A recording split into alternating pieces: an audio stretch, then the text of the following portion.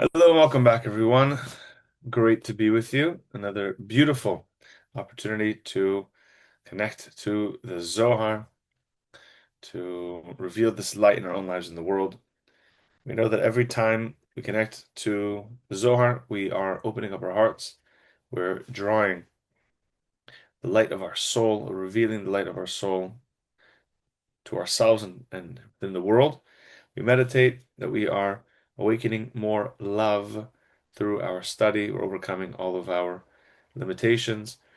This section we're hopefully going to get today is incredibly powerful. We speak about Joseph's elevation and going from darkness, from the dungeon, from the pit, and coming to becoming a king. And the Zohar reveals, and we want to set this intention before we begin our study. The Zohar reveals that it's in the moments of our greatest darkness. It's through the moments of our challenges in the darkness that we rise to our greatness. And as we've mentioned many times, the Kabbalists reveal that before revealing light, before studying, before connecting, it's actually important to gather the vessels to hold the light. What are the vessels that hold your light? It says that I think it was Rabbi Levi Yitzchak of Berditchev. He saw he was speaking to he interacted with someone who was doing very negative things, and the tzaddik told him, "I'm jealous of you. I'm jealous of all the negative things that you've done. I'm jealous of all the darkness that you brought to the world." And everyone was confused. Why would you be jealous of a negative person? He says, because every negative action can be transformed into a vessel for great light. He said, you've done so much negative things. You've awakened so much darkness. And if you manage to transform that, then there all of that becomes a vessel for light. So before we begin our study, we want to take a moment to think about what are the vessels of light that we have created in our past? What are the negative things that we might have done that we can transform that to a vessel for light? That we can, that the klipa that has covered that light, we can extract that light and actually transform that to reveal the great light of my soul. And as we're about to reveal the light of the Zohar, we need a vessel to hold it. So take a moment to think about a recent moment you got reactive, or the most reactive moments in your life. Take those moments because they can be transformed to great holiness and great light through our connection right now. With deep appreciation for this merit that we have access to this great light and that we have an opportunity to reveal this light in our lives and in the world, we thank the Creator for the time that we live in, that this is so readily accessible for us and we get to be part of sharing it. And we meditate that we're not just studying the words of the Zohar. The words of the Zohar are just vessels for the Creator's endless light. And we meditate that our hearts are open so we can receive everything. ריבון העולמים ואדוני האדונים המלך ומסליחון מודים אנחנו לפניך אדוני אלוהינו ולאבותינו בקידה ובהשתחוויה שקרבתנו תורתך ולעבודתך עבודת הקודש ונתת לנו חלק בסודות תורתך הקדושה. ואנו בחיינו שעשיתי עמנו חסד גדול כזה. על כן אנחנו מקדים תחננו לפניך שתמחו ותסלח לכל חטאותינו ועוונותינו ואל יהיו עוונותינו מבדילים בינינו לבניך. Right? This is where we can think about the negative things that we want to transform, the ego, the smallness, the limitations. וכן יזור פניך אדוני ולאבותינו שתכונן את לבבינו ליראתך ולאהבתך ותקשיב אוזניך להתענה ותפתח לבבינו הערה בסודות תורתך. We ask the Creator to open up our hearts. ויהיה ללמדנו זה נחת רוח לפני חסדך ודרך כך ניחוח. Help the light reveal for the study, reveal so much light in the world. ותציל אלינו עומק כל נשמתנו וכל בחינתנו. ושיתנוצצו ניצוצות עבדך הקדושים אשר עיד אנגלית לדבריך בעולם, וזכותם וזכות אבותם וזכות אותם ותמותם ושתם, יעמוד לנו דבר קשר בדבר עמנו וזכותם תארננו, במה שלמדים כמאמר נעים זמירות ישחק על עיניו וביטן תפלו בתורתך, כי אדוני ייתן חוכמה מפיו דעת ותבונה, יהיו לו רצונים מפיו הגלים לפניך אדוני וגואלי. So we also want to meditate that we're preparing ourselves for the great light of Lag BaOmer. Lag BaOmer is of course the day of Rabbi Shimon Bar Yochai. It's the day of the Zohar. It's like our Rosh Hashanah. This is where all of the light that we need for the entire year, for the work of the center, for the work of revealing the light of the Zohar in the world. That's the whole point of the center. That light is revealed through Lag BaOmer. We need to prepare a vessel for the light of Lag BaOmer so that we can receive all the light and guidance and protection and support to reveal this light of the Zohar in the world in this coming year. So every day of study, we want to ask the Creator for that. I think I shared this before, but I once asked Michael Berg, why do we sing the song of Rabbi Shimon Bar Yochai, every Friday night? Why is there even a song about Rabbi Shimon, right? There aren't many other songs. I can't even think of a single song about another tzaddik at the moment, right? Yes, maybe you quote a different righteous person, but an entire song, multiple songs. Well, there are a few, right? Like different tzaddikim that people do hillah for, but the one that at least we sing regularly. What other songs are there about someone that we sing about, like Rabbi Shimon? And he explained to me, Michael Berg explained to me that we these songs about the tzaddikim, specifically Rabbi Shimon, are to help us awaken appreciation and a connection to the tzaddik, because the degree of appreciation you have for the light of Rabbi Shimon, for the light of the Zohar, determines how much of that light you get to experience, reveal, and connect to. And that's why it's a constant deepening of appreciation for that great light. So, in order to receive the light of Lag BaOmer, we want to continue to build our appreciation and our connection for Rabbi Shimon and for the light of the Zohar. That will determine how much of the endless light of the Zohar we get to access. So we're continuing, and I will do a little recap of the story, because now we're going kind of further into the story of Joseph in Egypt. So little recap. Joseph didn't get along with his brothers. His brothers were jealous of him. He was sold into slavery. He was sold by his brothers, thrown into a pit, then sold to merchants, found his way in Egypt. In Egypt, he works for one of the ministers of Pharaoh. Joseph is very successful. Everything he does, it works out. So he gets promoted and he runs the whole household. His master's wife is infatuated by him. She's attracted to him. She falls in love with him. She tries to seduce him. He resists her advances. She rejected because she was rejected by him, and because she was, if anyway, he was sent to prison as a result of her lying and saying that he tried to seduce her. And he spends 10 years in prison. After 10 years in prison, two of Pharaoh's ministers are also sent to prison. And they both have dreams. And Joseph interprets their dreams, saying the dream of one, the wine steward, is going to be free. And he asks him, please, when you leave prison, tell Pharaoh that I'm innocent to free me from here. We learned all about this, about how he forgot him because it wasn't the time yet. And then the other minister, the baker, he was found guilty and he was executed. 2 years later, on Pharaoh's 2 years later, Pharaoh has a dream, the two dreams of the fat cows and the healthy cows and the skinny cows and the different grains. And he's looking for someone to interpret his dream. So he calls all the people in Egypt to come interpret his dream. None of them are able to. And then finally, the wine steward, the minister that Joseph interpreted his dream, and Joseph asked him to remember him. Finally, he remembers him. He tells Pharaoh, my bad. I know the exact person who can interpret your dream. This is what happened. He interpreted my dream. I was freed. The other guy was executed. And Pharaoh hears about it, and he goes and he brings Joseph to come and interpret his dream. Okay? So now, and that causes Joseph to become the king of Egypt, or second in command. All right, so now let's get back to the Zohar, paragraph 29. I know most of us know this, but it's good to have the sequence fresh in our mind for what we're going to study today. So it says that when Pharaoh woke up, he was troubled. The spirit was troubled, and as we explained yesterday, that it's like the spirit was the interpretation was coming and going, meaning he saw in his dream both the dream and the interpretation. And when he woke up, he only remembered the dream and not the interpretation. So what he did, he sent for all the seers in Egypt, all the magicians and people of different, metaphysical powers, manipulation of this physical world. As we know, like when Pharaoh called the Chatumim Mitzrayim, the Chatumim, the magicians, to go against Moses in Exodus. Elaine Charashim. Who are these magicians and seers? These are different sorcerers. So Pharaoh was trying to find anyone in Egypt who could help him.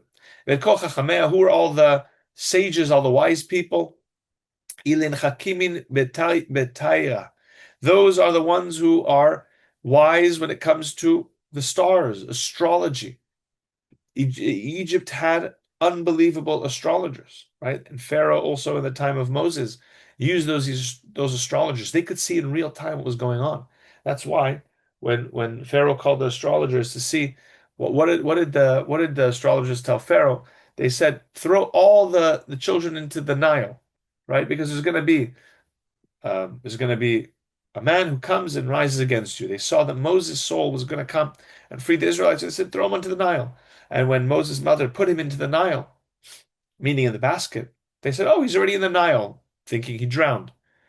So the astrologers could see specifically, they could see exactly, oh, okay, that one who's supposed to challenge us, he was born, and actually, oh, he's already in the Nile, we're set.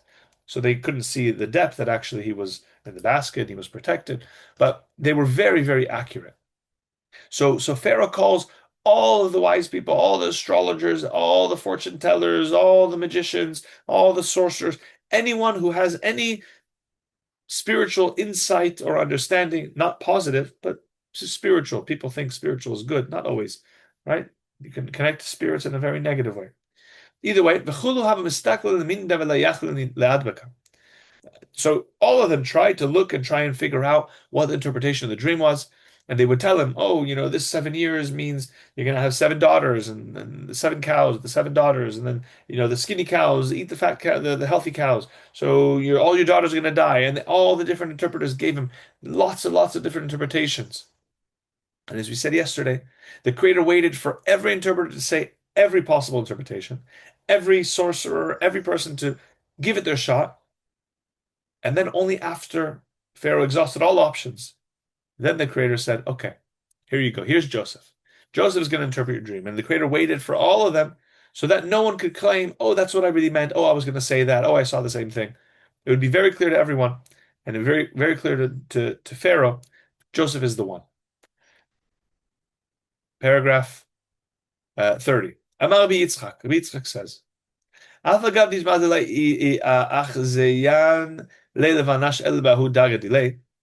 we previously said that paragraph was it?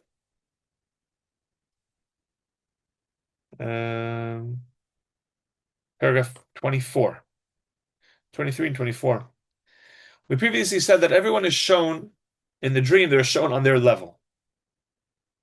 Everyone sees on the level they're at, the consciousness they have.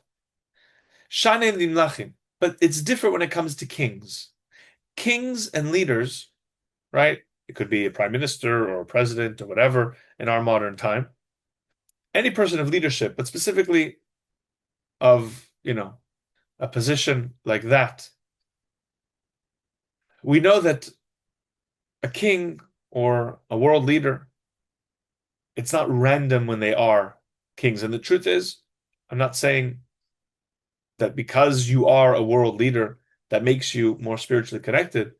But the rule is whenever people depend on you, whenever you have responsibility over other people, then that automatically makes you a channel for them. Again, you could be good or bad.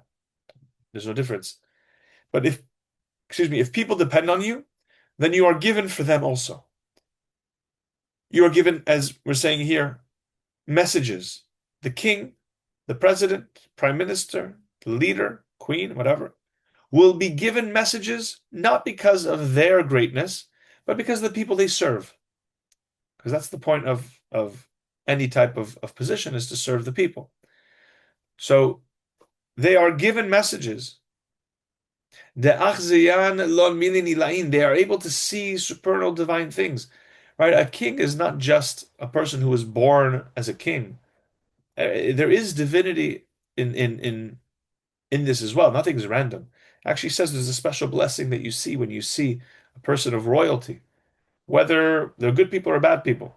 The fact that they have a position of royalty, there's something divine about that. And you bless the Creator for imparting of His majesty to flesh and blood, right? That even people physically, a king in this world or a queen in this world, actually shares a bit of the Creator's majesty or royalty. So the king or queen, the leader, they are given also. They're different. They're different than other people. They receive other messages. They have a more spiritual connection. As we said, this was on Rosh Hashanah. So Pharaoh is being shown what the financial state of the world was going to be this year.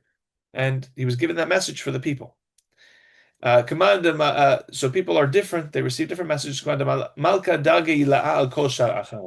Just as the king, his level is above all other people beneath him. So too, he is shown levels that is above all other people. Just as he is above, um, socially and physically, whatever. So too, he is shown things from a higher level as well. It says, Et asher Elohim oseh hera et Paro. And that's why Joseph, when he interpreted the dream, he told him, so Et asher Elohim oseh higid leFaro. So maybe it's quoted differently in other places. Either way, but that Joseph told him, everything, your dreams are all one. Everything that God is doing, He's shown it to Pharaoh. Pharaoh, you're seeing what the Creator is going to do. However, when it comes to normal people, the Creator doesn't reveal to them in the same way what He's going to do, what the future holds, except for prophets or pious people, meaning like tzaddikim or lachakime, dara, or the wise people, the sages of the generation. And this has been explained already. Paragraph 31, last paragraph of this chapter. Come and see. It says, Oti heshiv al kani ve'oto tala. So as we said, when the wine steward was finally reminded of Joseph, and we said that there were angels who were stopping him from remembering until the proper time. When the wine steward was finally reminded of Joseph, he told Pharaoh, when this guy in prison interpreted our dream, however he interpreted our dream, that's what happened. Oti heshiv al kani. I was restored back to my post. The Zohar will actually explain that it's going to be translated more literally. I went back to my position as Pharaoh's wine steward, and he was killed. He was executed. Mikan, from here we learn, the Zohar reveals, Dechelma azil bata pishra, that the dream always goes according to the interpretation. And that's why the Zohar has repeated this many times. Be careful who you share your dreams with. However it's interpreted, that will happen. And that's why there's the story that we've shared, different stories about this, that if you go to three people interpret your dream, all three interpretations can happen. There's a person in the Talmud that he went to, many people, and every single interpretation happened. And not just good ones, not just bad ones. All types of interpretations. So be careful who you interpret, who you tell your dream to. Make sure that, first of all, they care about you. Make sure they also know what they're talking about. Make sure they know how to put a positive aspect on it, but also know when there's a message there. Heshiv al kani man, when it says in the verse that he restored me back, I was restored back to my post. Who restored me back to my post? Man, who was it who put me back in my position? Ela da Yosef. When the wine steward was telling Pharaoh, he wasn't telling him that I happened to be restored. No, it was Joseph. He was the one who restored me back to my post. He, with his interpretation, it's because of interpretation that I was freed from prison and I came back to work for you, Pharaoh. It was Joseph who did it because of his interpretation. And just as when he said that you're going to die, he told the baker that you're going to be executed. It was Joseph's interpretation that caused him to be executed. It was interpretation that it caused for his execution. It's the power of the interpretation. That's also the power of our words. Imagine how powerful we are. As it says, as it says, as he interpreted everything, that's what happened. It was because of the interpretation that everything happened. Okay, let's go into chapter 4. It's a bit longer of a chapter, a beautiful chapter, many lessons, many stories, many revelations and secrets. So here we go. And they brought him hastily out of the dungeon. So it says, when Pharaoh heard about this, okay, there's a guy who has such powers, interpretations. No one got it right. Let's try this guy, right? My wine steward swears by this guy. Let's bring him. So it says, Vayishlach Paro. Pharaoh sent out Vayikrat Yosef, and he calls Joseph. Vayiritzu minabo, and they quickly take him out of the dungeon, out of the pit. He was in prison again for 12 years. Vayigalach, they shaved him, they gave him a haircut. Vayichalef simlotav, they changed his clothes.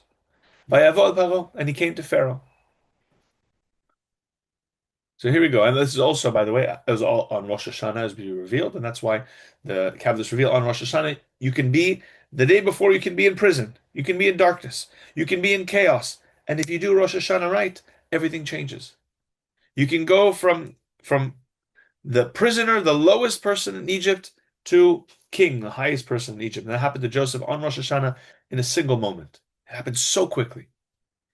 32. Rabbi Abba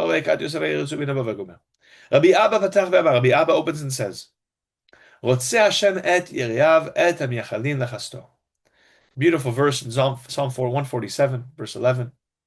The Creator desires those who fear Him, and we've explained this many times. God is not sitting there liking people who are afraid of Him. What does it mean, fear Him? It's those who, as we explained, is the root word yirav is those who fear, but it's also those who see Him, those who connect to the Creator, those who have certainty in the light. The Creator desires them. Those who desire the Creator desires them.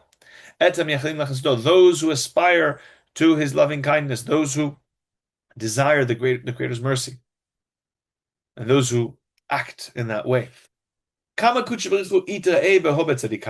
says, come and see how much the Creator desires the tzaddikim. Why? And the Rav Ashlag is in a beautiful commentary to explain this, also according to the Sfirot. Begin the tzaddikaya inun abdin shalama le'ela. Because the tzaddikim, they create peace above. Above means levels of Abba Ni. You know what? Let's just explain it literally, and then we'll explain the Sfirot. Rav Ashlag explains. They create peace above. The abde shalama latata. And therefore they create peace down below. The alin kala bevala. They elevate the bride to her groom, to her husband, and therefore meaning the tzaddikim bring the bride to the groom. Therefore, the Creator always desires the tzaddik, always desires the righteous. Begin to dachalin le ve'avdin reute, because they fear Him and they always, abide by His wish. They always do the Creator's wishes, the Creator's desire. Now, again, to understand this from a religious or literal perspective is very shallow, because we're not talking about those. Who's a God-fearing person? God-fearing person. It's such a corrupt statement. We're talking about those who they're not afraid of some powerful force. But no, they realize there's perfect cause and effect. My only fear is to separate, to be disconnected from this source of endless love.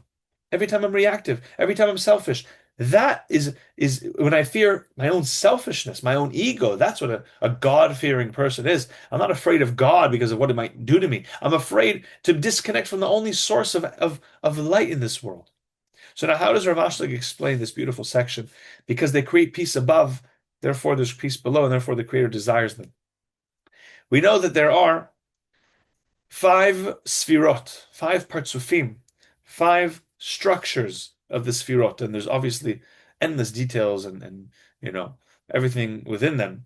But the basics are Arich Anpin, Abba, Ima, which father and mother represent the higher unification. Then there's Zeir Anpin and Nukva, the lower unification. And then our world is beneath the Nukva, as we said yesterday or 2 days ago. All the light from our world comes from the Nukva. The Nukva is the bottom of the upper system, but then therefore it's the top of the lower system. So when it says that the tzaddikim create peace above, it's that they cause a unification. They cause a unification through our actions down here below. There's something we've learned about this. We've spoken about this before. There's what's called mein duchin, the masculine, the male waters. It represents illumination, revelation from above to below. Think of it like rain, rain that falls, water, right? It's not a coincidence, right? And then mein nukvin is female waters. It's water that goes from below to above. It's water that we ascend. Think of that like evaporation. Where does the rain, where do the clouds get the rain from? It's from the water that comes from down below. So the tzaddikim, what they do, and how do you, and this is the point of spiritual work, is to elevate, as in the terminology of the Kabbalist, lehalot mein nukvin, to elevate female waters, our spiritual actions. Every time we do any action of sharing or connection or a prayer with the right consciousness, one of the mitzvot, the spiritual actions with pure intention, we're elevating mein nukvin. We're elevating female waters. Every act of positivity down here with consciousness reveals light down below, from below, and it unifies the levels of Zerampin and Nukva. It creates a unification between the lower spiritual couple. It brings the bride to the groom, as the Zohar said. So every spiritual action we do makes that spiritual connection. It allows for that bond, that unification, that connection, that zivug to take place. And when that zivug, that unification takes place, then that causes that level of Zerampin and Nukva, the spiritual, masculine, feminine, lower energy, the spiritual bride and groom, then cause a mein nukvin, then cause light to be revealed up above, the evaporation of the water, let's say, to go to the higher level of Abba and Ima, spiritual father and mother, Chokhmah and Binah. And when that causes that connection, then the rain falls. Prosperity, rain represents prosperity, light, blessings, showering of blessings. Our actions cause a spiritual connection in the upper worlds, and that causes a higher spiritual connection in the upper worlds. And that's why the Kabbalists teach the greatness. The Zohar reveals this. Why is tzedakah, for example, when you share from the depths of your heart, no calculations, with pure desire, with real love, when a person really shares and you help someone in this physical world, right? It's either you help someone spiritually, you help someone physically. Why is that? Why does that reveal so many blessings in a person's life? Why can that change a person's destiny completely? What's the big deal? Okay, so I gave someone a little bit of money. I gave someone a little bit of time. I gave someone a little bit of love. It's just one person. No. Because in that act, you are revealing light through that interaction. You are changing the structure of all the spiritual worlds. And because you change the structure, you bring unity and wholeness and peace in the spiritual worlds. That causes the rain to fall. It causes light to be revealed to the entire world. Your little action that no one sees changes the structure of the spiritual world and brings blessings down to the entire world. It's not just about that one person that you helped. That one person that you helped is just an opportunity for you to be able to share. And by you sharing, you change the spiritual realms, and that causes endless light to be showered into this world. That's what it's a tzaddikim. What does it mean to elevate mein nukvin? Our job is to focus not on the light that comes down. Our responsibility is not the light that comes down. If I'm busy trying to figure out when is it going to rain, trying to make it rain, that's not my job. My job is to elevate. My job is the evaporation. My job is to bring the light to the spiritual realm, bring the light of unification in the spiritual realms, and the Creator will decide where it needs to rain. The Creator will decide where the blessings need to fall. If all day I'm busy trying to figure out the mein duch and the male waters, trying to cause the manifestation of revelation, I'm going to get nowhere. My job is my own restriction. My job is my own opportunities to share. My job is to push the rock, right? As the story goes, the Creator will move the rock. So that's why when it says we create peace, the tzaddikim create peace in the spiritual realms, the upper and lower realms. It's this interaction that Rav Ashlag reveals, and that's why it says the Creator desires them. It says the Creator desires the tzaddikim Not because, oh, they're kiss-ups, the Creator loves them, no, because Zerampin represents Kucha Baruch Hu, the Holy One, blessed be He, that represents the Creator. Zerampin, from our perspective, desires the tzaddikim because the tzaddikim, they're the ones who reveal the light. Right. By the way, the Creator wants to reveal. The Creator, like the analogy says, the cow wants to feed more than the calf wants to drink. The Creator wants to share with us more than we even want to receive. So the Creator says, "Come, help me be able to share with you. Reveal, elevate the Mayin Nukvin, elevate the female waters. Do your spiritual work, do your restriction, so I can shower the whole world with blessings." That's the power of sharing. We underestimate our power. Every act of sharing changes the entire world, and that's why a person receives blessing, because you brought light to the whole world with that act of sharing. Then if you're the cause of great light, then you receive that great light. Okay, paragraph 33. Oh, very late. Okay. So we're explaining the verse that the Creator desires those who fear Him and those who aspire to His loving kindness. What does that mean? What does lam yachalin lachasto mean? Man inun miyachalin lachasto. Who are those that hope for His mercy, that desire His kindness? It's those who study the Torah at night. Also represents those who do the spiritual work in the times of darkness. When you do your spiritual work in the darkness, when you are studying the Torah at night, you are partnering with the Shekhinah, you're partnering with the Creator. And when the morning comes, it is those who stick with the certainty, they do the spiritual work at night until the morning comes, till the light is revealed. As we've explained, right? So literally the Kabbalists used to study at night. They do study at night until sunrise, till dawn, because night represents the concealment and the day represents the revelation. So there's great power in studying. That's also one of the reasons why, for example, Lag BaOmer, Shavuot, we stay up all night, right? I mean, tzaddikim, they do it every day or many days, right? Because you go from the darkness, from that connection, partnering with the Creator, even when you don't feel the light, and then the light is revealed.